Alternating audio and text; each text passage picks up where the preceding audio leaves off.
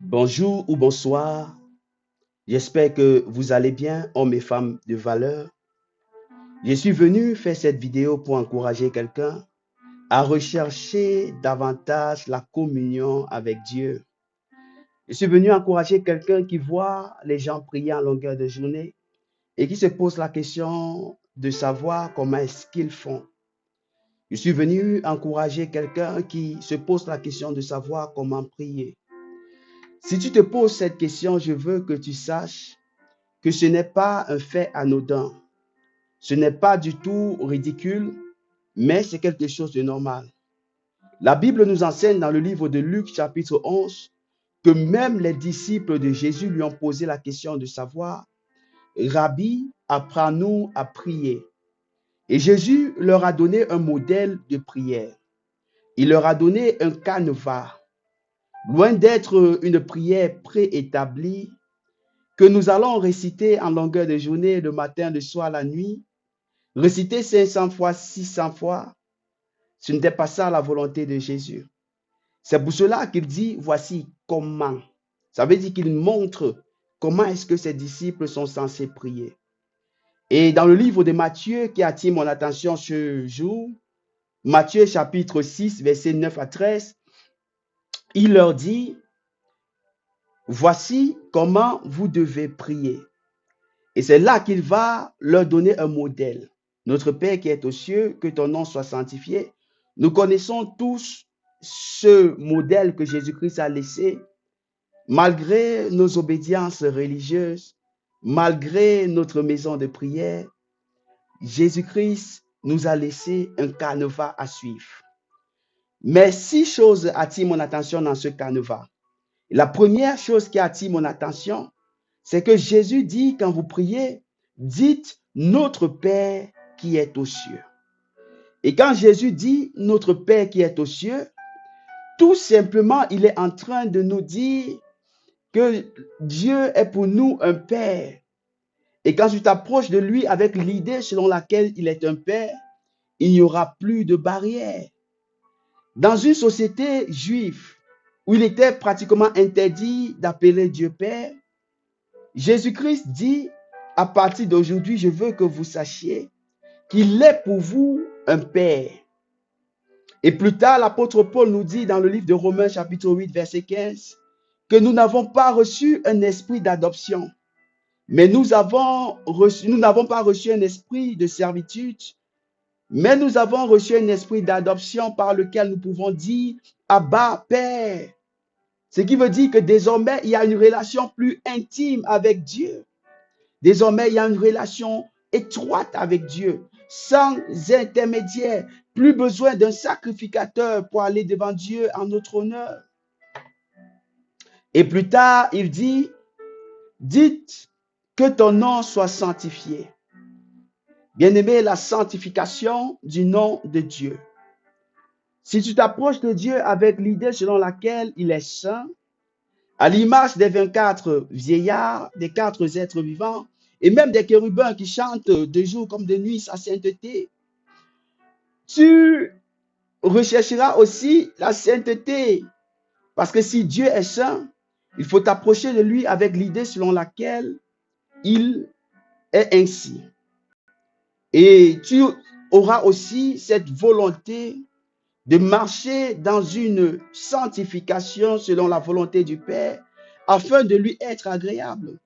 Et aussi, si tu t'approches de lui avec l'idée selon laquelle son nom est sanctifié, bien-aimé, tu ne prononceras pas son nom en vain.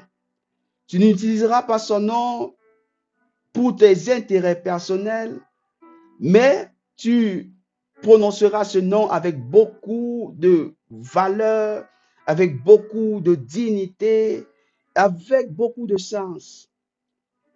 La Bible dit que vous serez saints car je suis saint.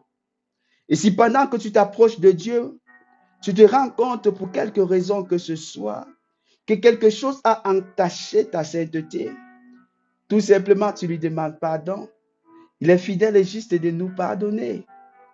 Tu demandes à Dieu de te sanctifier, de te purifier. David avait déjà ressenti cela plusieurs années avant nous. Et c'est pour cela qu'il dit, Lave-moi avec l'hysope et je serai pur. Et nous voyons dans le livre d'Exode, plutôt avant David, que l'hysope était l'un des éléments très importants de la Pâque, qui venait donner encore une purification plus profonde au sang de Jésus. La troisième des choses qui va attirer notre attention dans ce modèle que Jésus a laissé, c'est que Jésus dit que ton règne vienne. Il fait appel au règne de Dieu dans nos vies. Et si tu t'approches de Dieu avec l'idée selon laquelle le règne ou le royaume des cieux n'est pas seulement l'espérance eschatologique ou bien l'élément de la fin des temps, mais que le royaume des cieux aussi est présent, bien-aimé, ça te permettra de vivre le royaume des cieux sur la terre. La Bible dit que Jean-Baptiste, quand il prêchait son évangile, il appelle les gens à la repentance, mais par la suite, il dit, le royaume des cieux est proche. Et le royaume des cieux est venu avec Jésus-Christ. Et lui-même, dans le livre de Luc, chapitre 17, verset 21, il va leur dire, le royaume des cieux est parmi vous. Parce que lui-même, il a manifesté le royaume des cieux sur la terre à travers la guérison des malades, à travers la restauration des cœurs brisés, à travers le renouvellement des esprits et à travers le changement des mentalités. Et pendant que tu vis le royaume des cieux sur la terre, à travers la victoire sur tout ce qui t'a retenu captif pendant ces années, je veux que tu penses aussi à manifester les valeurs du royaume. Parce que le royaume des cieux vient avec des valeurs. Et ces valeurs, c'est ce que nous appelons dans le livre de Galates le fruit de l'esprit, où on peut revoir l'amour, la compassion, la patience, la joie, la tempérance. Ce sont des choses qu'on retrouve dans le royaume des cieux. Et nous sommes appelés à les manifester sur la terre. Alors, bien-aimé, quand tu pries, il faut avoir cette soif de voir le règne de Dieu se manifester dans ta vie au quotidien. Il faut avoir cette soif de voir le royaume des cieux se manifester dans la vie de ton père, dans la vie de ta mère, dans la vie de ton mari, de ton épouse et même dans la vie de tes enfants. Le royaume des cieux est pour nous une réalité présente. La quatrième des choses que nous allons voir dans ce canevas que Jésus-Christ nous a donné, c'est qu'il dit, donne-nous aujourd'hui notre pain quotidien. Bien-aimés, plus de 700 ans avant l'arrivée de Jésus, le roi David avait déjà prophétisé que Dieu était pour nous un berger. Et si Dieu est pour nous un berger, je veux que tu saches que tu ne manqueras de rien. Parce que ce Dieu qui est un berger prendra soin de toi et te donnera ce que ton cœur désire. Un berger, quand il dirige sa brebis, il donne à sa brebis la direction. Pour tout ce dont tu as besoin, Dieu est capable de te donner la direction au quotidien. Il est pour nous un berger, ça veut dire qu'il nous nourrit au quotidien. Il sait que nous avons besoin de cette pitance pour la survie. Dieu te donnera ce que ton cœur désire. Un berger, quand sa brebis est malade, il cherche des médicaments et il amène sa brebis chez le vétérinaire. Dieu a la capacité de te guérir. La dimension de Jéhovah Rapha est encore à l'œuvre en ce siècle. Pour ceux qui ne savent pas, Dieu est encore dans le business de la guérison. Et je prie qu'au quotidien, Dieu te donne la santé afin que tu puisses vaquer à tes occupations et prendre soin de ta famille. La cinquième des choses qu'on retrouve dans ce canevas que Jésus nous a donné, c'est l'importance du pardon. Bien-aimé, il dit pardonne-nous nos offenses, comme nous pardonnons aussi à ceux qui nous ont offensés.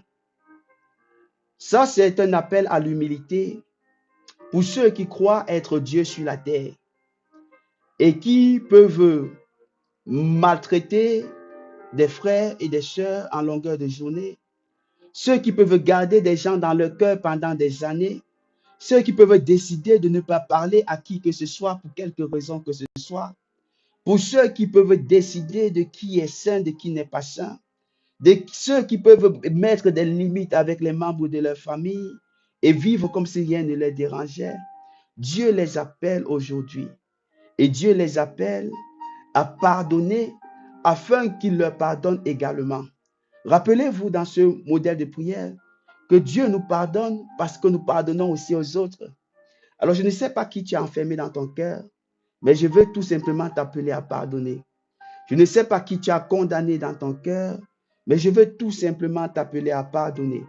La Bible dit dans le livre de Marc, chapitre 11, verset 25, que lorsque vous êtes debout en prière, si vous avez quelque chose contre quelqu'un, pardonnez-lui, afin que votre Père qui est dans les cieux vous pardonne aussi vos offenses.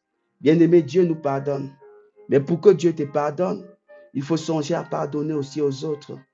Que Dieu te donne la force de pardonner. Que Dieu te donne la force de libérer ton cœur afin de jouir de cette relation intime d'un enfant avec son Père. La sixième et la dernière chose que j'ai à partager avec vous dans ce carnaval de prière de notre Seigneur, c'est qu'il dit « Protège-nous de tout mal ». Il appelle à la protection divine contre le mal. Il demande la protection divine contre la tentation, la protection divine contre les attaques, la protection divine contre le mal. Je veux que tu saches que dans les batailles que tu affrontes au quotidien, dans les combats de la vie spirituelle du quotidien, je veux que tu saches qu'il y a un Dieu dans les cieux. Et s'il y a un Dieu dans les cieux, c'est celui qui exauce la prière de ceux qui l'appellent. Alors, dans les combats spirituels que tu traverses, fais appel à Dieu, donne-lui le droit d'intervenir dans ce combat-là et Dieu prendra soin de toi. Il te donnera la victoire. Pendant que tu demandes la protection de Dieu contre le mal, je veux que tu te souviennes de ce verset de 1 Corinthiens chapitre 10, verset 13. La Bible dit qu'aucune tentation ne nous est survenue qui n'ait été humaine. Et Dieu est fidèle. Dans sa fidélité, ne permettra pas que nous soyons tentés au-delà de nos forces. Je veux que tu saches que Dieu nous a donné la capacité de surmonter ces tentations. Mais tout simplement, invitons-le et faisons à ce qu'il intervienne. Il nous donnera la victoire. Je ne sais pas ce qui te trouble. Je ne sais pas ce qui combat tes projets de vie. Je ne sais pas ce qui combat ta santé. Je ne sais pas ce qui combat l'avenir et la vie de tes enfants. Je ne sais pas ce qui combat tes rêves. Mais je veux te dire que toute arme forgée contre toi est nulle et sans effet. Parce que notre Dieu a encore la capacité de te protéger de tout mal. Et tes problèmes sont les problèmes de Dieu. Dieu veut toujours intervenir dans tes batailles. C'est pour cela qu'il dit que les cheveux de notre tête sont comptés.